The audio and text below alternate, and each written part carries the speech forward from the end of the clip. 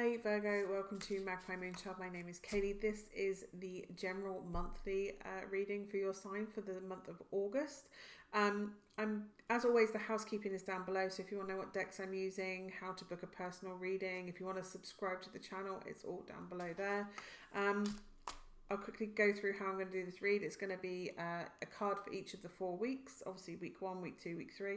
Card 4 will be that last week and the odd couple of days that are there, and it will go into the energy of that week, and then we will pull a 5th card for the overall energy and how to harness what's going on with all that for the whole of October.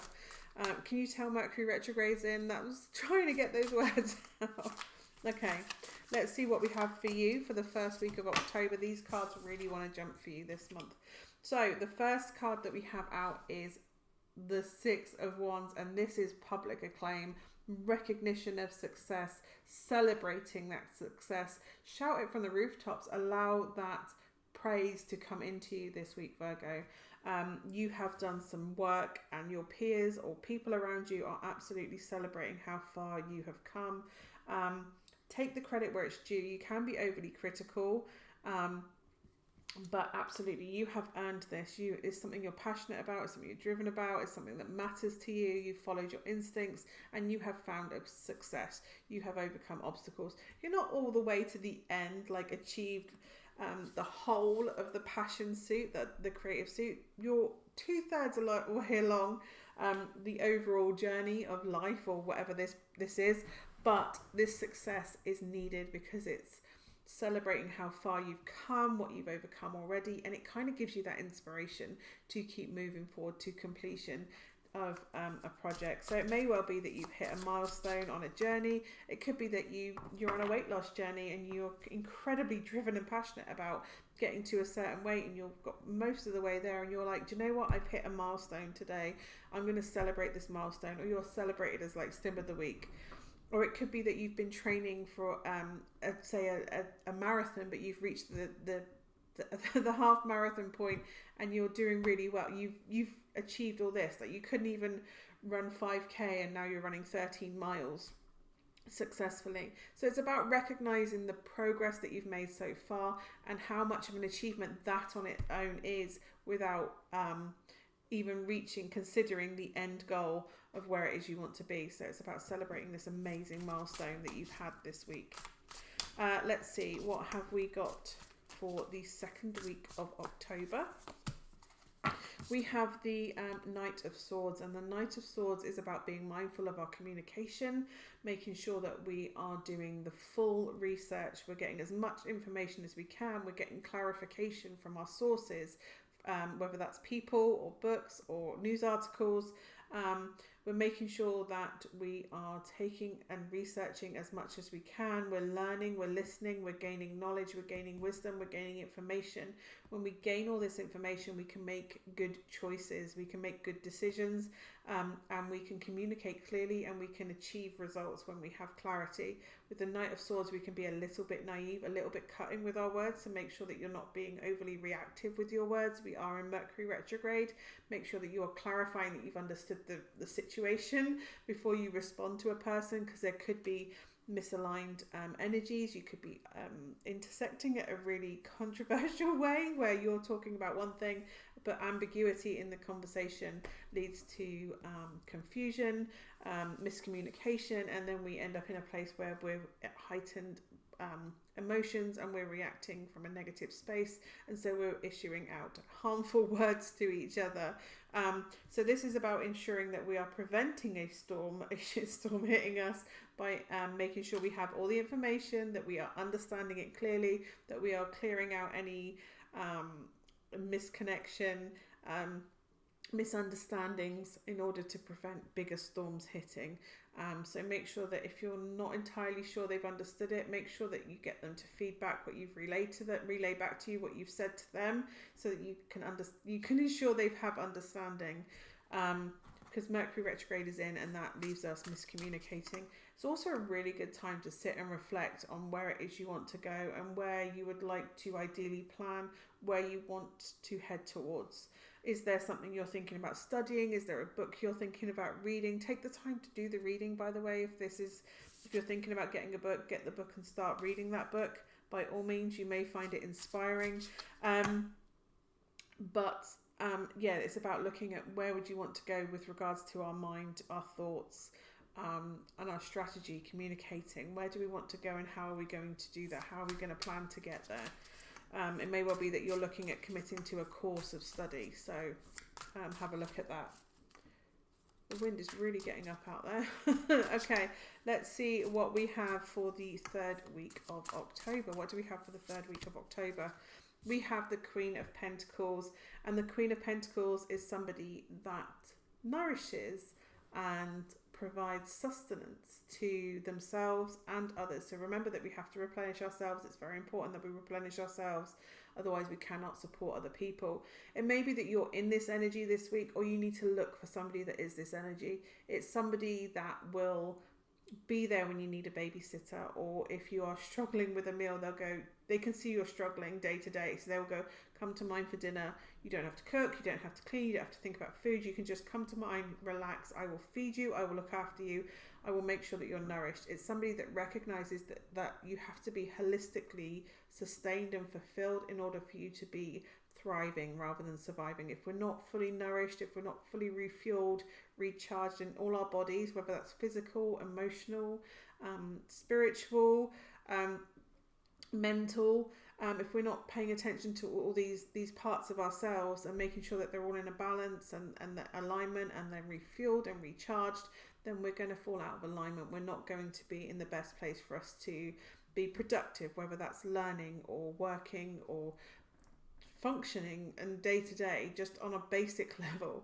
So this is the energy of somebody that ensures and recognizes that somebody needs that support right now, that they need some form of nourishment in order to be thriving and reaching their full potential and growing exponentially, or at least on their way to growing and thriving exponentially. So the Queen of Pentacles, it's very earth energy. It's very much, I will give you a bed for the night. I will babysit for you. I will be there in a practical way. I will provide a food for you. If I can't help you, then I can at least send you off to someone. I know someone that can help you. I can connect you to people that can provide you with practical help. So if it's not, so it's motherly energy. It doesn't have to be a woman, but it's just stereotypically the gender that comes with this card is the feminine energy, but it's the receptive, nurturing energy of the suit of Pentacles, which is our health, wealth, happiness, our relationships. So this is somebody that you're connected to quite, I want to say deeply, but they care about you, that they would never see you without food and they would never see you without a bed. And you know that you can ask them for help if you require it. So it's about either approaching this person or you are being this person this week in order to provide that support for somebody so that they're not just surviving day to day, that they are actually in a place where they are thriving and growing and expanding and achieving. Okay, let's see. Oh, the rain's hitting the door now. Okay, let's see what we have for the fourth week of October. We have the Hierophant, and the Hierophant is spiritual guidance or a knowledge that is being passed down or delivered. It's somebody that has this spiritual, it tends to be more spiritual because the Emperor is more formal and directive, but this is more of the knowledge based. So if you were looking to do a course, this is you finding that teacher, it's finding that person that can guide you. It may well be that the Queen of Pentacles directed you to the person that you needed in order to give you the information, the advice, the tools, the knowledge, in order to help you in that situation where they have this misalignment. It's finding your teacher, finding your spiritual guide as in this plane, in the material plane. It's finding somebody that can teach you the skills that you want in order to develop. But it's also a card of commitment, that you will commit to being the apprentice, to your tutor, to your teacher, so that you will learn. You realize that it's going to take time to hone skills and instill and distill the knowledge within yourself, or to even extract the knowledge within yourself. If you don't have the right tools and you're not shown how to extract the inner innate knowledge within you, how are you going to access it? So you need someone that can teach you, to help you unlock your knowledge and your wisdom.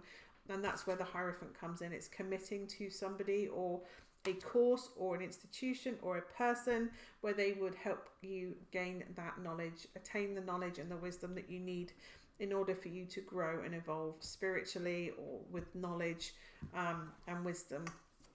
Okay, let's see what the overall energy is for you for October. So let's see what we have for you.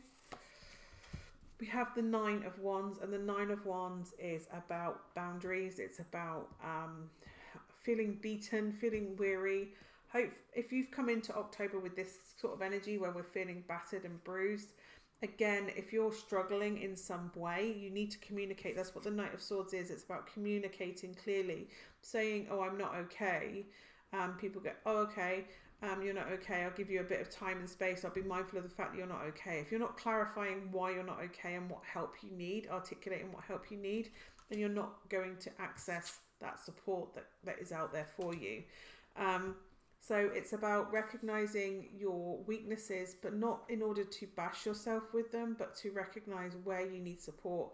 And there are 8 wands in the back with the one that they're holding. You know what it is you need. You know what it is you instinctively want and desire in order to kind of recover and heal from this battle that you have going on. The 8 of Wands is all about communicating, heartfelt, heart-centered communication.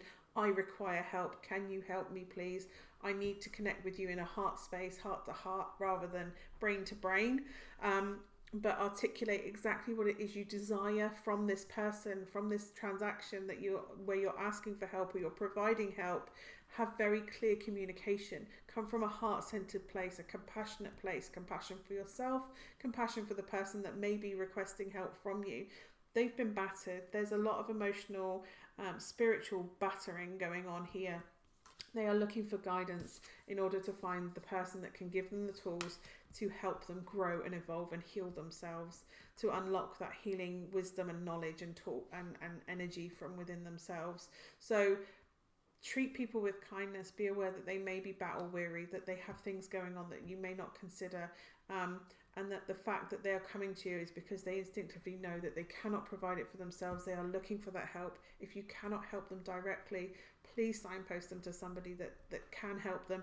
Equally, if you are going to someone for help, be mindful that they may not be able to help you directly in that moment, or they may give you a meal. If you're struggling with money, they may give you a meal that night, but they cannot help you ongoing. But they can direct you to a food bank, or they can provide you direction to a charity or somebody that can actually directly help you long term, where you can get that ongoing support and where you can help gain skills in order to help you navigate your finances and resources perhaps a bit more practically in the future, or help you to navigate ways to remove restrictions that are on you. So it could be that you, I don't know, renegotiate energy. They'll help you renegotiate the energy bills, or they'll help you navigate legalities of things that you want to unburden yourself from. They may have knowledge that you don't have necessarily, and they may not have it, but they can at least direct you to somebody that does have it. So it may not be the first person that helps you, but they can send you to someone that can actually actively help you and help you get yourself out of a situation if you're in that place. So yeah, anyway, I hope that is of some use to you this month, and hopefully I will see you again soon. Bye for now.